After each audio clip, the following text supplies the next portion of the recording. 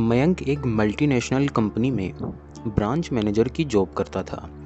एक दिन मयंक को ऑफिस से घर जाने के लिए लेट हो गया था। सर्दी का मौसम होने के कारण रात भी जल्दी हो गई थी। ठंड भी बहुत शुरू हो चुकी थी। रास्ते में चलते चलते मयंक को अचानक एक आवाज़ सुनाई दी, रुक जाओ। मयंक वहीं पर ही रुक गया और पीछे मुड़ के देखा, लेकिन पीछे कोई भी नहीं था। फिर से वही आवाज़ सुनाई दी, सामने देखो।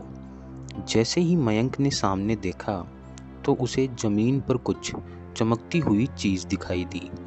मयंक दौड़ के उस चीज़ के पास गया और देखा तो यह कोई साधारण चीज़ नहीं थी, बल्कि एक चमकता हुआ हीरा था। उसने वह हीरा अपने हाथ में लिया। उसकी चमक देखकर मयंक की खुशी का पार ना रहा, लेकिन मयंक को कहाँ पता था यह कोई साधारण है या बल्कि एक मायावी हीरा। अचानक उस हीरे में से आवाज़ आई, अगर तुम्हें और हीरे चाहिए तो इस ज़मीन को खोदो। इस ज़मीन के नीचे बहुत सारे हीरे हैं। मयंक खुश हो गया। उसने उस हीरे को अपनी जेब में डाला और ज़मीन खोदना शुरू किया। करीबन 2 फीट खोदने के बाद अचानक मयंक डर के मारे चिल्लाने लगा। इसके कारण उसका संतुलन खो गया और ज़मीन पर गिर पड़ा, क्योंकि उस गड्ढे में से हीरे मोती नहीं बल्कि किसी इंसान का कटा हुआ सर मिला था। अचानक से वह सर हवा में उड़ने लगता है और बोलता है, डरो मत, मैं तुम्हें कोई हानि नहीं पहुंचाऊंगा। मैं तुम्हें बहुत सारे हीरे जेवरात भी दूंगा। बस मेरी बात ध्यान से सुनो। मैं जहाँ जाता हूँ वहाँ मेरे पीछे आते रहो। फिर वह सिर हवा में उड़ा और जंगल की ओर बढ़ने लगा। करीबन 1 किलोमीटर चलने के बाद वह सिर रुक गया। मयंक भी रुक गया। फिर उस सिर ने मयंक से कहा, इस ज़मीन के अंदर बहुत सारे हीरे मोती और जवाहरात छुपे हुए हैं। इस ज़मीन पे खोदने का काम शुरू करो। मयंक खुश हो गया और उस ज़मीन को खोदना शुरू कर दिया। खोदते खोदते उस ज़मीन के नीचे हीरे मोती तो नहीं बल्कि उस सर का कटा हुआ धड़ मिला। उसके बाद उस सिर ने कहा, अब तुम्हें एक आखिरी काम करना है। उसके बाद मैं तुम्हें माला माल कर दूंगा। तुम्हें कहीं से भी 1 लोटा खून का लाना होगा। मयंक ने बोला, 1 लोटा खून? पर मैं 1 लोटा खून कहाँ से लाऊंगा? उस सर ने कहा, चलो मेरे साथ। वो डरावना चेहरा मयंक को साथ लेकर थोड़ी दूर पे गया। वहाँ उसे एक इंसान को जाते हुए दिखाया। वो सिर बोला, उस इंसान को मारकर उसका खून ले आओ। मयंक डर गया और बोला, नहीं नहीं, यह मुझसे नहीं होगा, मैं यह नहीं कर सकता। अब उस सिर ने बोला, अगर तुमने यह काम नहीं किया तो मैं तुझे बहुत बड़ी मुसीबत में डाल दूंगा। फिर तुम्हारी पूरी ज़िंदगी नर्क बन जाएगी। मयंक ने हाथ जोड़कर उस सर से कहा, मुझे माफ़ कर दो। अगर मैंने उसे मारा तो मुझे पुलिस गिरफ्तार कर लेगी और मुझे जेल जाना पड़ेगा।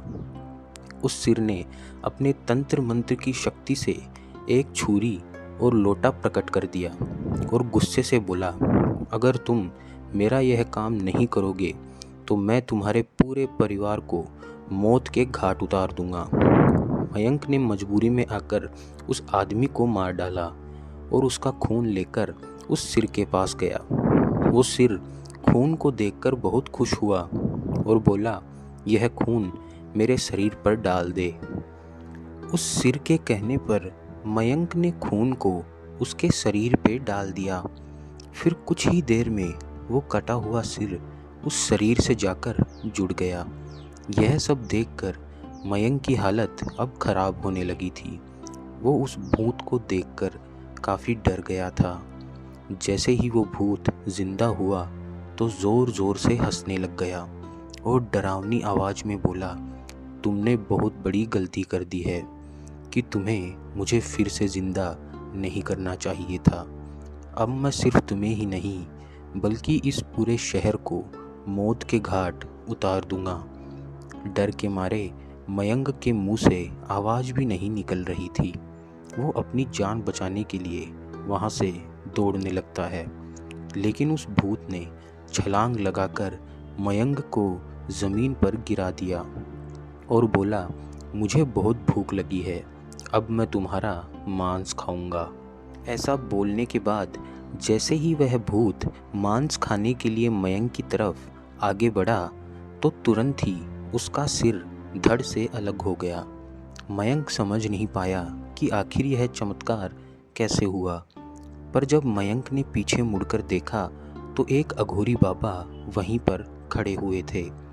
उस अघोरी बाबा ने कहा, जब तुम उस आदमी को मारकर उसका खून ले जा रहे थे तभी मैंने देख लिया था और समझ गया था कि कुछ तो बुरा होने वाला है, इसीलिए मैं तुम्हारे पीछे पीछे यहाँ तक चला आया और मैंने अपनी मंत्र की शक्ति से उस भूत को फिर से मार दिया। अब तुम चिंतित ना हो और अपने घर जाओ, अब तुम पर कोई भी खतरा नहीं है। मयंक ने राहत की सांस ली और वह वहाँ से अपने घर को चला गया।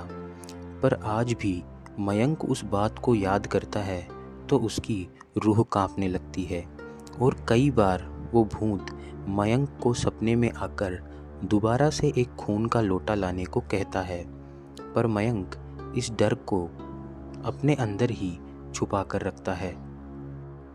तो दोस्तों, भूतों से जुड़ी हुई यह एक और सच्ची घटना आपको कैसी लगी, कमेंट में ज़रूर बताइएगा। और भूत प्रेतों से जुड़ी हुई ऐसी ही सच्ची और डरावनी घटनाओं से आपका सामना मैं रोज़ इस चैनल के माध्यम से करवाता रहूँगा। तो यदि ये कहानियाँ पसंद आएँ तो द हॉन्टेड नाइट चैनल को सब्सक्राइब और लाइक करना ना भूलें, ताकि आपकी रातें रोज़ डर का अनुभव कर सकें। धन्यवाद।